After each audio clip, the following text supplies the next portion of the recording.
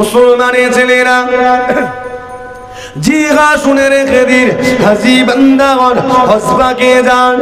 আজকে দিনে কলিকাতা এয়ারপোর্ট থেকে, বিমানবন্দর থেকে বিমান ধরেন।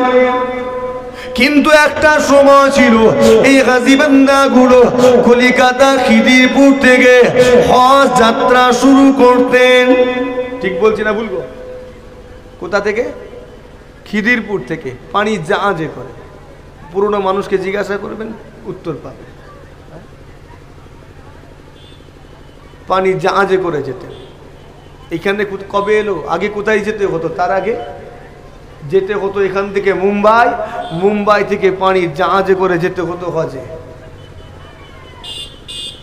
বাংলার মানুষ হজ করতে যাবে, কোথায় যাবে? এখান থেকে যাবে মুম্বাই, ওখানে হজ হাউসে জায়গা হয় না, হজ হাউসে এবং তার বাইরে ফাঁকা জায়গাতে ওই মাথার গোড়ায় চাল ডাল আলু পেঁয়াজ সব বেঁধে তাতে হেলান দিয়ে ঘুম হতো। ঠিক না ভুলবো?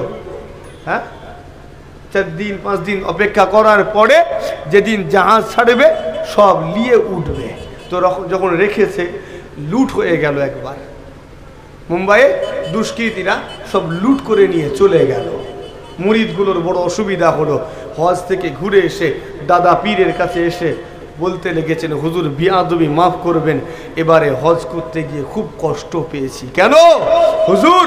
মুম্বাইয়ের জমিনে আমাদের কাছ থেকে ছিনতাইবাজরা সব ছিনতাই করে নিয়েছে, আমরা বড় কষ্ট পেয়েছি হুজুর, আমাদের চাল ডাল এমনকি টাকা পয়সা পর্যন্ত তারা ছিনিয়ে নিয়েছে।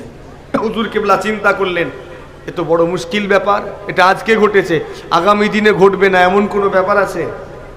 কথা বলেন, আগামী দিনেও তো ঘটবে। তাই কি করলেন?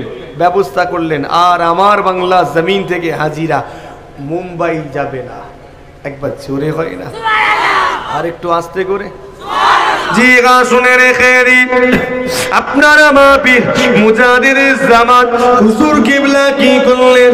মুরিদ মোহতাকে দিনদের নিয়ে, মুহিব্বির খলিফা সঙ্গী সাথীদের নিয়ে আন্দোলন শুরু করলেন বাংলা জমিনে।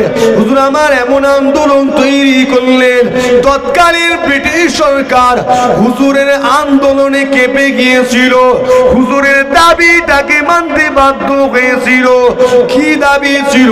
বাংলা মানুষেরা আল্লাহ পাকের খাস হুকুমটাকে আদায় করবে, মুম্বাইয়ের জমিন থেকে রাজা আসবে না, বাংলার মানুষেরা বাংলা জমিন থেকে হজের জন্য সোজা রওনা দিবে। ও ভাইয়েরা, হুজুর কিবলা দাবি মোতাবেক কলকাতার খিদিরপুর থেকে হাজিদের জন্য, হজ যাত্রীদের জন্য জাহাজ ছাড়ার ব্যবস্থা করা হয়েছিল। ও নওজওয়ানেরা, আজকে দিনে আপনার দাদা পীরের আওলাদেরা আন্দোলনে রত রয়েছেন, বিভিন্ন রকমের আন্দোলন তারা করে চলেছেন। আপনার অবগত আছেন, এই আন্দোলনটা নতুন করে শুরু হয়নি। মনে রাখবেন, আপনার দাদা পীরের আওলাদদের রক্তে এই আন্দোলনটা মিশে রয়েছে।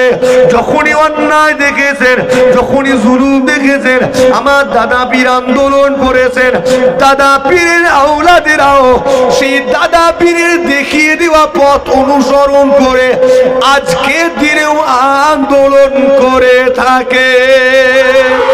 ও ভাইয়ারা, সেই দিনে দাদা পীরের মুরিদেরা, দাদা পীরের সঙ্গী আলেম ওলামা গণেরা, খলিফা গণেরা যেমন দাদা পীরের পেছনে দাঁড়িয়েছিলেন, দাদা পীরকে মজবুত করেছিলেন, আজকে দিনেও সেই মুরিদের ঘরের ছেলেরা দাদা পীরের আওলাদদের পাশে দাঁড়িয়ে তাদেরকে আরো শক্তিশালী বানিয়ে থাকে।